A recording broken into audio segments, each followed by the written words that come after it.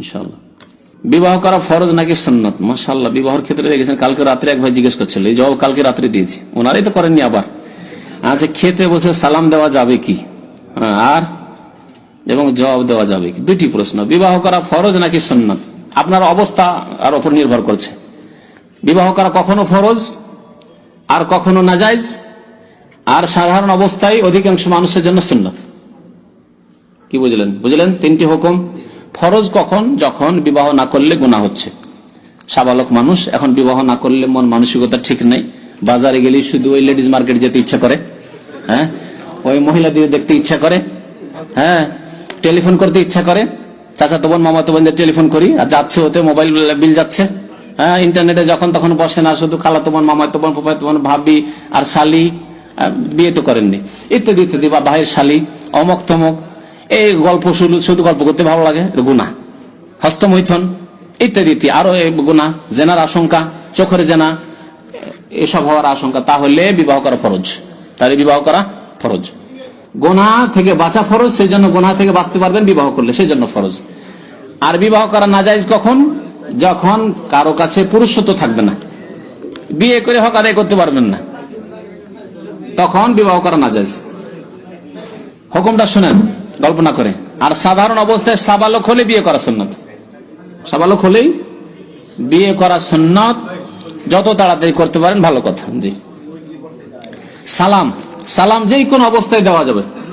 সালাম যে কোনো অবস্থায় দেওয়া যাবে, খাওয়ার অবস্থায় দেওয়া যাবে, নামাজের অবস্থায় দেওয়া যাবে, হ্যাঁ, কোরআন তেলাওয়াতের অবস্থায় দেওয়া যাবে, পেশাব পায়খানা থেকে আছে, বাথরুমে আছে, ওর বাড়িতে গেছেন, অফিসে গেছেন, দেখছেন বাথরুমে ঢুকে গেছে, সালাম আলাইকুম বাইরে থেকে বলেন, কোনো অসুবিধা নেই, সব অবস্থায় সালাম দেওয়া যাবে। জবাব কিছু কিছু অবস্থায় দেওয়া যাবে, নামাজের অবস্থায় জবাব দেওয়া যাবে না ওয়ালাইকুম আসসালাম বলে। কোরআন তেলাওয়াতের অবস্থায় কোরআন তেলাওয়াতকে একবার মধ্যখানে স্টপ করে দিয়ে দেওয়া যাবে না, আয়াত কমপক্ষে শেষ করতে হবে, অথবা কোরআনটা রেখে তারপর দিতে হবে। আর নাপাকি অবস্থায়, পেশাব পায়খানার অবস্থায় বাথরুমে ঢুকে আছে না, সালাম দিল আর বাথরুমের ভিতর ওয়ালাইকুম সালাম, বসেন, আসছি না, জায়েজ না, জায়েজ না। তাহলে জবাব দেওয়া ওয়াজিব, কিন্তু জবাব তখন দেওয়া যাবে না, পরে বাথরুম থেকে বেরিয়ে জবাব দেবেন, নামাজ শেষ করে জবাব দেবেন, কোরআনের আয়াতটা শেষ করে জবাব দিবেন। আর খাওয়ার সময় সালাম দেওয়া যাবে, আর খাওয়ার সময় সালামের জবাবও দেওয়া যাবে। হ্যাঁ, কি স্যার? ওযু করছে ওই অবস্থায়? না, সব ভুল কথা।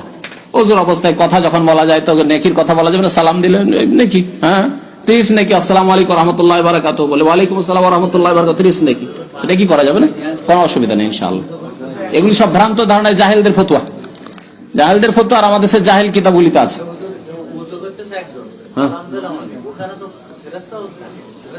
হ্যাঁ, সব জায়গায় ফেরেশতা থাকে, এখানেও ফেরেশতা আছে, মসজিদেও ফেরেশতা আছে। জি জি জি। না, ওই লোক পরে জবাব দিবে, জবাব অবশ্যই দিতে হবে। আর ওযুর সময় জবাব দিতে অসুবিধা কি? কোনো অসুবিধা নেই না। যেটা জায়েজ সেটাকে নাজায়েজ মনে করে বিদআত। আরেকটি কথা মনে হয়, যেটা জায়েজ সেটাকে নাজায়েজ মনে করা বিদআত। তাহলে ওযুর অবস্থায় ওয়ালাইকুম আসসালাম বলা যাবে, কেউ যদি না আমি এখন দেবো না, ওযু করে দেবো, তাহলে বিদআত। আপনার জন্য গরুর গোশত খাওয়া জায়েজ, খান না, সে রুচি হয় না, খান না, যদি বলেন না না না খাওয়া ঠিক নয়, তাহলে বিদআত। বুঝতে পেরেছেন?